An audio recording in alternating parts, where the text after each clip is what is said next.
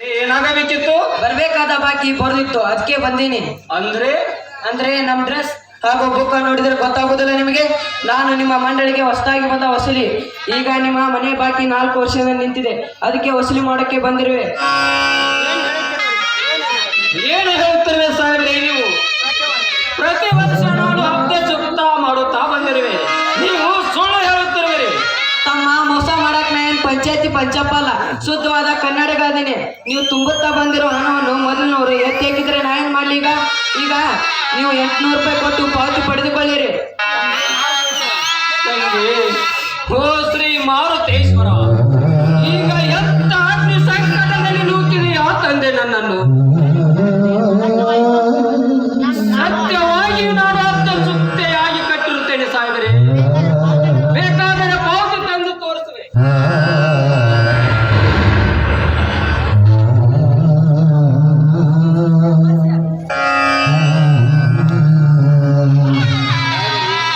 ನೀವೇ ನೋಡಿರ್ಬೇಕಾದರೆ.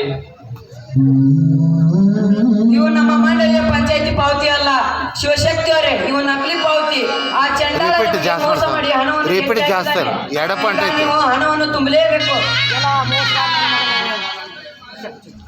ಎಲ್ಲ ಮೋಸಗಾರನ ಮಗನೇ, ಅಣ್ಣ ಅವನ್ ಯಾರೆಂಬುದನ್ನು ಮೊದಲು ಇನ್ನು ಪತ್ತೆ ಹಚ್ಚ. ಅವನು ಎಲ್ಲೇ ಇದ್ದರೂ ಅವನನ್ನು ಹುಡುಕಿ ನಾನು ತರುತ್ತೇನೆ. ಯಾವನು, ಎಲ್ಲಿರುವನೋ, ಯಾವ ಕಡೆ ಇರುವನೋ, ಯಾವ ಊರಿಗೆ ಕಳಿಸಿಕೊಂಡು ಹೋಗಿರುವನೋ ಯಾರಿಗೆ ಗೊತ್ತು. ಕಾಲ ನಿಯಮವೇ ವಿಚಿತ್ರವಾಗಿ ಬಡ ರೈತನ ಜೀವ ಹಿಂಡುತ್ತದೆ ಎಂದಾಗ ಯಾರೇನು ಮಾಡಲು ಸಾಧ್ಯ?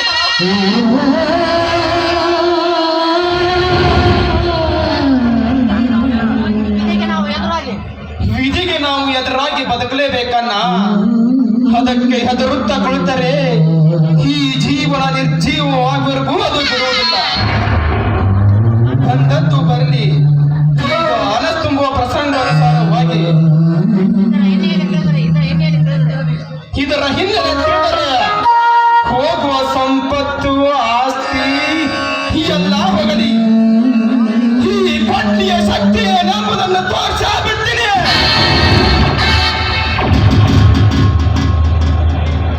ಸಾಹೇಬರೇ,